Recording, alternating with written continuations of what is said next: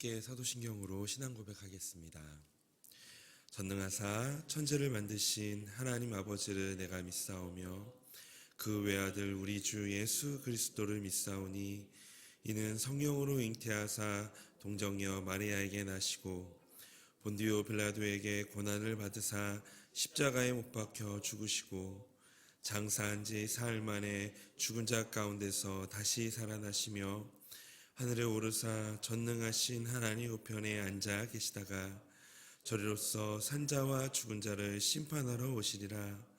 성령을 믿사오며 거룩한 공예와 성도가 서로 교통하는 것과 죄를 사하여 주시는 것과 몸이 다시 사는 것과 영원히 사는 것을 믿사옵나이다. 아멘. 찬송가 91장 찬송하겠습니다.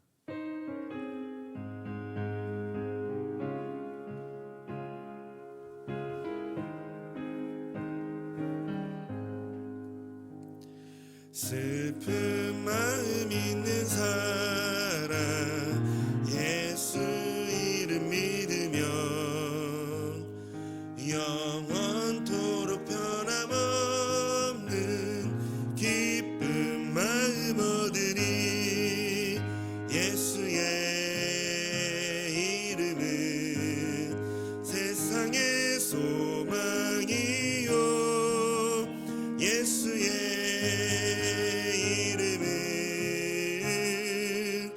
전국의 기쁨이세. 거룩하신 주의 이름 너의 방패 삼으라. 환난 시험 당할 때에 주께 기도드려라. 예수의 이름은 세상의 소망이요 예수의 이름은 전국의 기쁨이세. 존귀하신 주의 이름 우리 기쁨 되도다. 주의 품에 안길 때에 기뻐 찬송 부르니. 예수의 이름은 세상의 소망이요 예수의 이름은 전국의 기쁨이세. 우리 갈 길 다가는 예 보좌 앞에 나가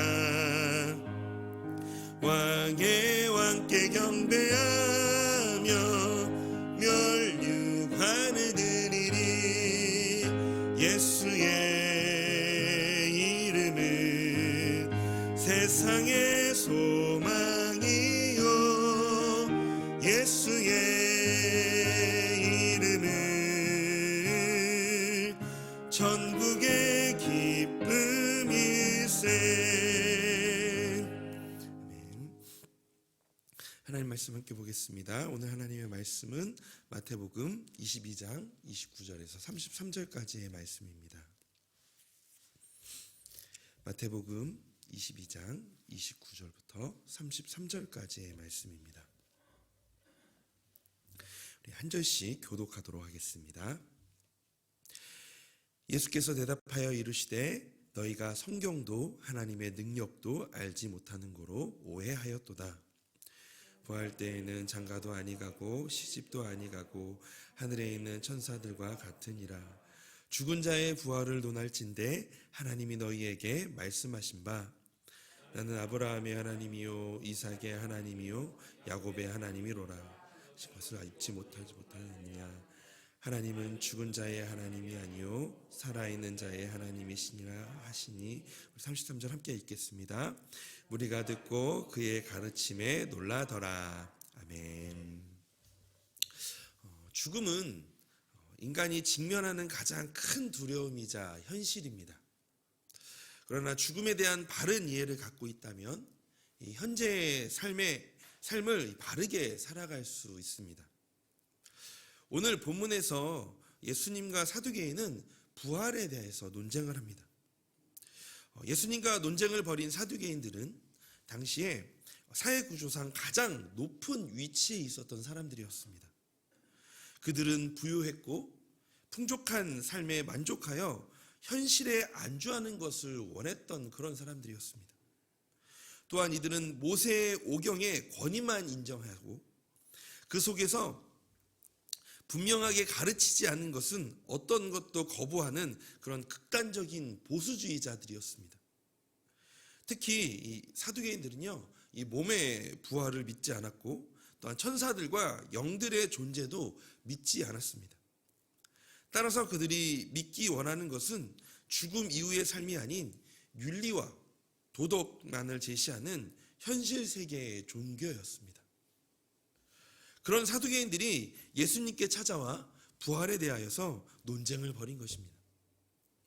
그들의 의도는 결국 예수님을 공경에 빠뜨리는 것이었습니다.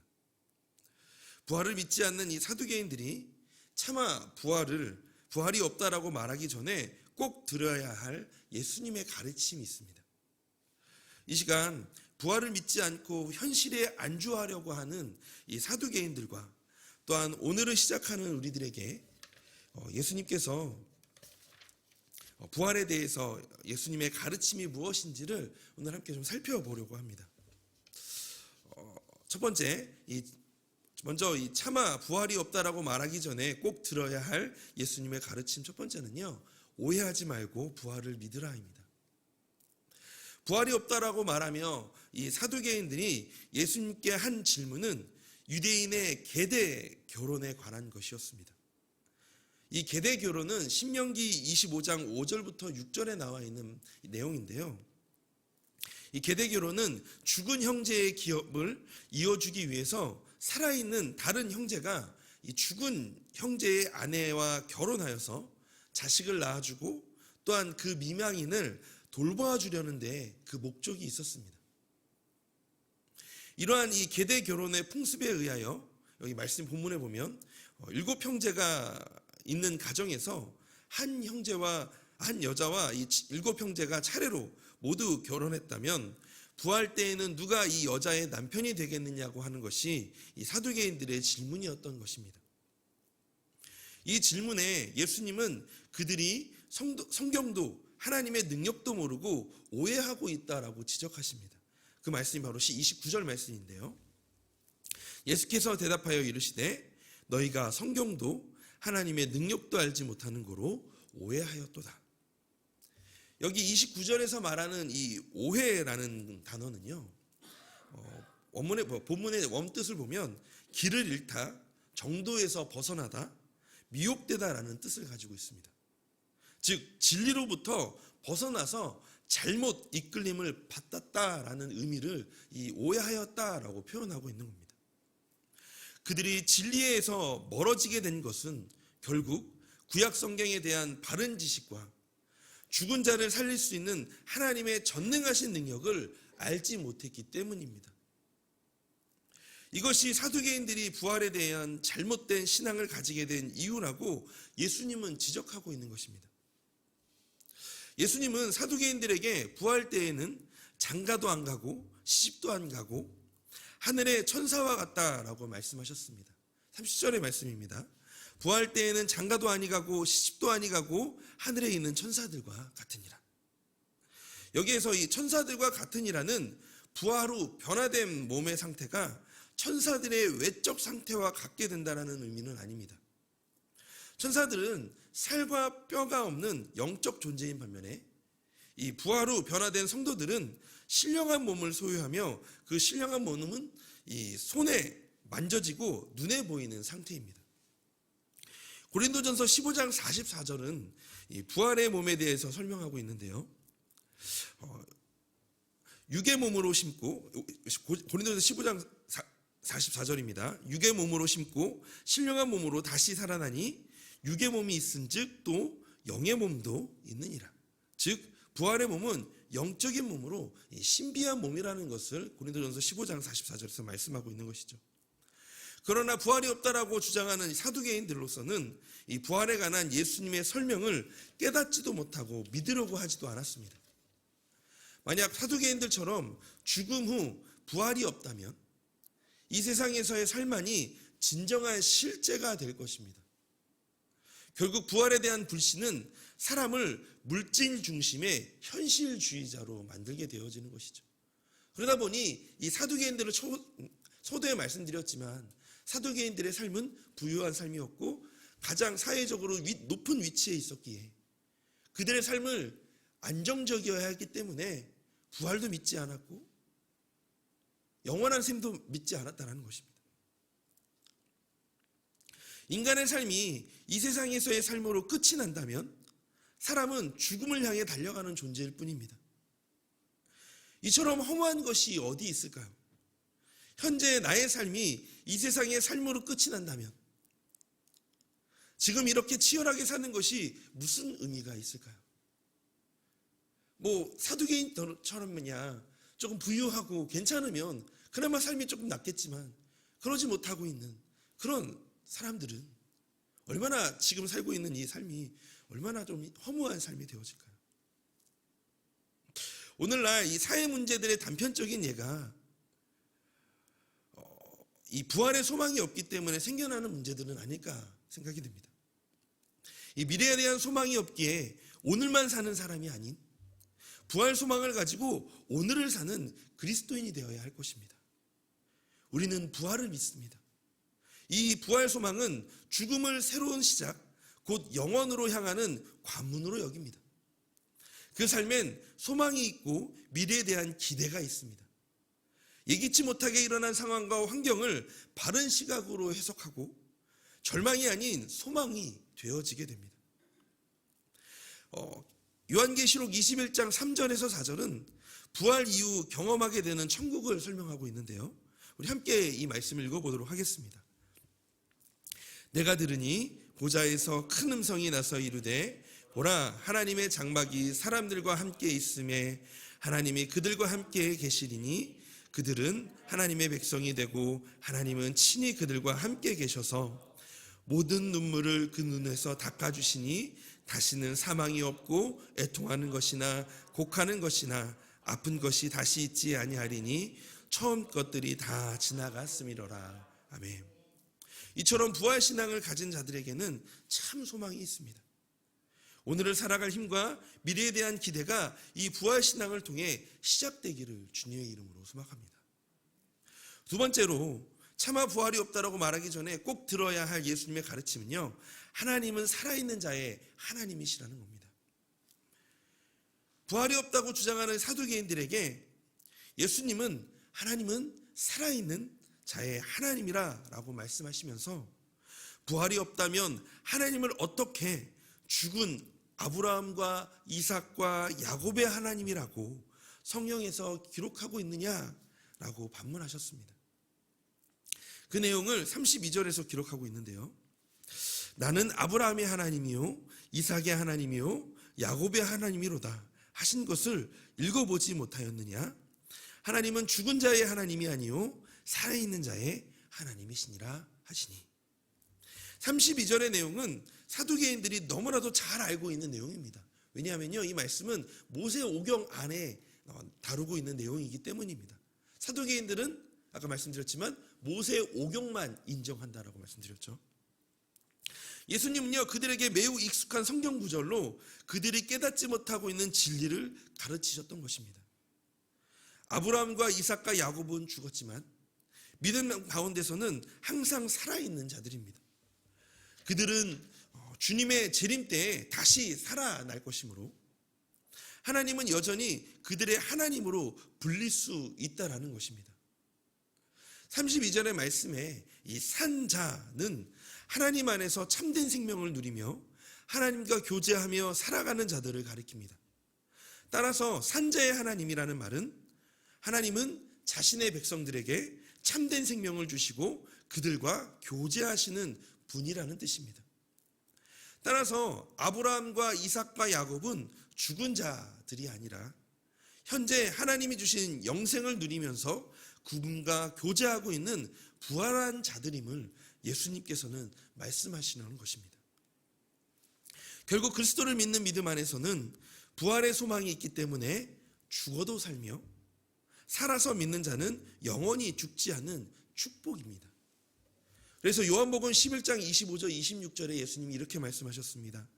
예수께서 이르시되 나는 부활이요 생명이니 나를 믿는 자는 죽어도 살겠고 무릇 살아서 나를 믿는 자는 영원히 죽지 아니하리니 이것을 내가 믿느냐.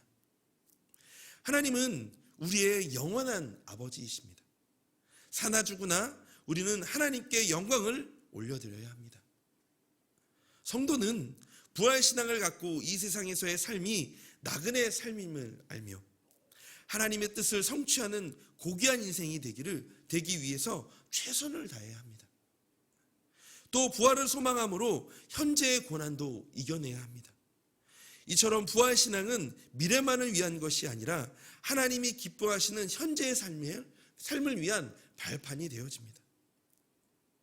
나는 지금 죽음을 향해 달려가고 있는 것이 아닌 그 아버지 집을 향하여 달려가고 있다. 이 소망으로 오늘의 힘이 되어지고 어떤 우리가 또 우리 안에 있는 그 어려움들을 또 이겨낼 수 있는 그런 소망이 되어지는 것이죠. 그러므로 죽음 이후의 세계가 보장된 성도는 평강과 소망 가운데 살아갈 수 있게 되는 것입니다. 이 부활 신앙으로 승리하는 오늘 하루가 되시기를 주님의 이름으로 소망합니다. 그래서 이 시간 함께 같이 두 가지를 놓고 기도했으면 좋겠습니다. 먼저는 하나님의 능력을 의심하지 않고 말씀을 더 듣고 배우는 겸비한 마음을 갖게 하여 달라고. 두 번째는 부활의 소망을 가지고 오늘도 나그네 인생을 살며 하나님의 뜻을 이루는 인생이 되게 하여 달라고 기도하기를 원합니다. 그리고 오늘 교회를 위해서 함께 같이 기도해 주실 때 오늘 우리 유년부를 위해서 함께 같이 기도해 주시기를 바랍니다. 하나님 기뻐하시는 예배자로서 성장하는 그런 우리 자녀들이 되게 하여 달라고 이 시간 함께 마음 모아 기도하며 나아가도록 하겠습니다. 함께 같이 기도하겠습니다. 하나님 기도합니다. 하나님의 능력을 의심하지 않고 하나님 말씀을 더 듣고 배우는 그런 겸비한 마음을 갖게 하여 주시옵소서. 하나님 이 사두개인들처럼 현실에 안주하고 이 사두개인들처럼 하나님 너무나도 이 말씀을 오해하고 살아가는 것이 아니라 하나님 주님이 주시는 그 말씀을 바로 알고 하나님 그 진리 안에서 살아가는 하나님 우리 인생이 되게 하여 주시옵소서. 특별히 기도하는 것은 하나님 부활의 소망을 가지고 오늘도 나그네 인생을 살며 하나님의 뜻을 이루는 하나님 그런 인생이 되게 하여 주시기를 소망합니다. 하나님 우리에겐 죽음 이후의 삶이 있습니다. 하나님 우리에겐 그 부활의 소망이 있습니다. 하나님과 함께하며 또 하나님께서 주시는 그 놀라우신 하나님의 그 소망이 우리 안에 있음을 하나님 고백합니다. 하나님 그래서 오늘도 이 하루를 살아갈 때에 하나님 오늘 이 하루가 우리에게는 때로는 고통과 슬픔이 있을지라도 그 안에 우리는 오늘도 이 삶을 살아갈 때 주님 우리의 소망이 되어주시고 또 이후의 삶이 우리에겐 더욱더 큰 하나님의 축복이 있음을 알며 하나님 우리가 주님 안에서 그렇게 믿음으로 살아가는 그런 하나님의 사람 되게 하여 주시옵소서. 하나님 우리의 삶 가운데 하나님 역사하시고 하나님 도와주실 줄로 믿습니다. 주님께서